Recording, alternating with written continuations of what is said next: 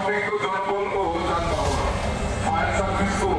Civil ডিফেন্সের আওতাধীন জনবল ও যানবাহন, জরুরি পরিষেবার সাথে সম্পৃক্ত জনবল, জরুরি প্রয়োজনে জেলা ম্যাজিস্ট্রেট পাবনা বা তার মনোনীত প্রতিনিধির ইস্যুকৃত কার্যক্রম পাশধারী ব্যক্তি এ আদেশ লঙ্ঘনকারী ব্যক্তির বিরুদ্ধে কঠোর আইনানুগ ব্যবস্থা গ্রহণ করা হবে। আদেশ ক্রমে মোহাম্মদ আসাদুজ্জামান, জেলা ম্যাজিস্ট্রেট পাবনা। একটি জরুরি বিজ্ঞপ্তি কারফিউ জারির আদেশ স্বরাষ্ট্র মন্ত্রণালয়ের জননিরাপত্তা বিভাগের নির্দেশনা এবং বিশেষ ক্ষমতা আইন 1974-এর ধারা 24-এর উপধারা 1-এর ক্ষমতা বলে জনাব মোহাম্মদ আসাদুজ্জামান জেলা ম্যাজিস্ট্রেট পাবনার নির্দেশনায় দেশে কোটা সংস্কার আন্দোলনের ফলে উদ্ভূত সহিংস পরিস্থিতি থেকে জনগণের যানবাহন,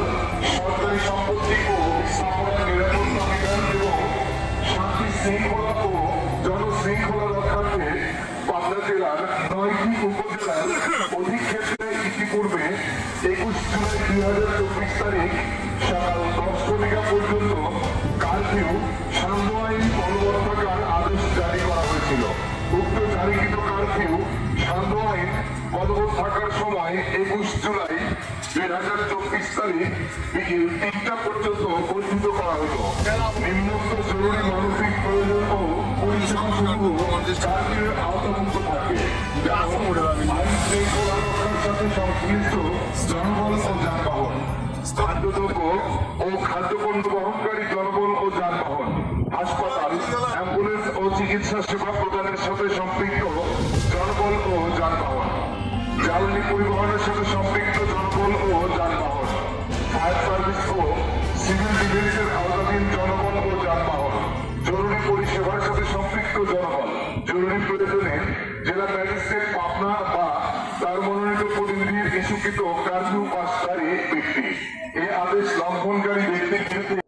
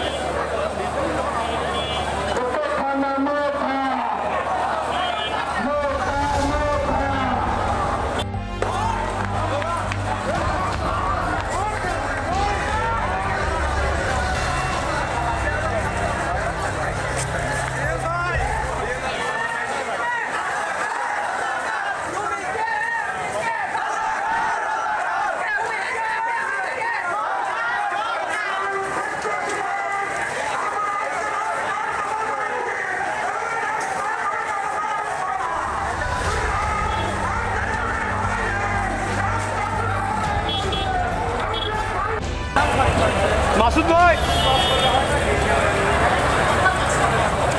এ ভাই মাসুদ ভাই, মিলন ভাই।